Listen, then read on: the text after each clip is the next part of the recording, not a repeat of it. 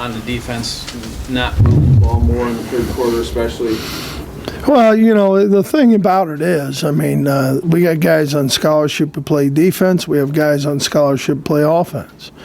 And, part of that is playing as much as you can because, sometimes the game is going to be taken away from you. So, we talk about that all the time. But, you got to be a team. We gave up 2 touchdowns late, in the third quarter that we had a lead. We got to hold a lead.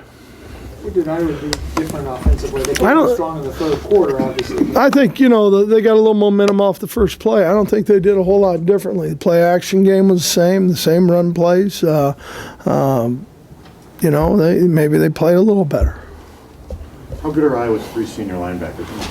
I think they're good players. For me I think those 3 are what really makes that defense go. How about Hitchens? In particular, Hitchens in the second half. Just Yeah. he had it. He seemed constantly being in that backfield. Well, he was. We'll go with Brady, at some point, you said, everybody's got to play as much as they can, but at some point, your offense, I would assume, has to keep the defense off the field. Yeah. Whether it's 6 yards, the offensive performance in general. It wasn't what we won. What has to happen, I guess, at this point? Well, we obviously got to play better. Chris? Iowa caught the passes their way. You guys dropped a lot of balls. How much did that hamstring the offense? Momentum always hurts you, and we usually don't drop those balls. On your left right here. To start the third quarter, you elected to kick into the wind. What was the thought process? Want to win in the fourth quarter. In the middle, Jeff. What effect did the wind have on this game in your eyes? Yeah, I don't know. A couple punch you could see, when it got up high. When the ball really got up there, throwing it, I don't know how much it really affected the guys throwing the ball. I just, spiral cuts through it pretty well. But, kickoffs, punts, if it's not a good spiral, it had an effect. On the left here, Angelique.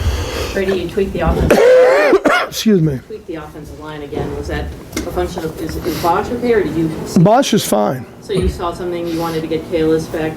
Right. in, and did it help? I don't know yet.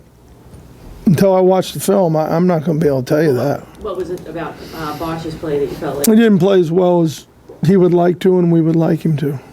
Was that during On the right, practice, or was John. that just in general? It was, sometime last week. On the right, John. Put so much emphasis on no big plays.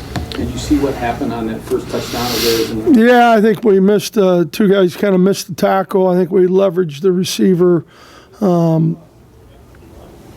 outside maybe too much. And it's a zone blitz, fire zone, and you really got to slow down the seam receiver. On the left here. Yeah, talk about Devin took it pretty hard and everything. Was there any change in his performance from first half to second half? It just seemed. Is there any pressure on him? Did that? Yeah, I don't know. That's been, kind of we've been doing that all year. On the right, Chris. He talked about the first play that set the tone for the defense. Greg's call on the blitz. Say it again. Greg's call on the blitz. Oh, yeah. Play action game. We wanted to do some things against the play action game, and it was a really good call. On the left, Angelique again. Brady, Desmond Morgan and I think James looked like they were hurt. How much did their losses affect you? You got 2 guys who played between them probably 1,000 snaps. Not between them, individually maybe. Did you think that affected how much Iowa was able to do in the second half? Well, Joe Bolden plays a lot. I thought Gideon, I thought Ben, I saw him on some tackles now where the fit's right, where all that kind of stuff. I can't tell you that. Do you know about those 2 guys, Brady, status-wise, or is this? Not yet. Everett. Coach, earlier this season, Gardner was kind of, I think the board just called him a riverboat gambler. He had that kind of sense of confidence. Has he lost some of that over the last couple of weeks, just getting hit seemingly every time he drops back to the pass? He probably has affected him a little bit. Rachel, did you have a question? Yes, I did. Goal of 10 wins is gone now. What do you play for at this point? We play for our seniors, and that's been the first thing that we always play for. And we got a pretty big rivalry game next week. Seemed like Jake was all over the field in the first half. Could you really feel his presence up? I thought Jake and Cam both are two guys that are very active for us, and this may have been Jake's better game. Nick? Devin was emotional. The guys seem, obviously they're down and lost. How do you gear back up after kind of a disheartening low lead? And then you got, Nick, we'll start that tomorrow.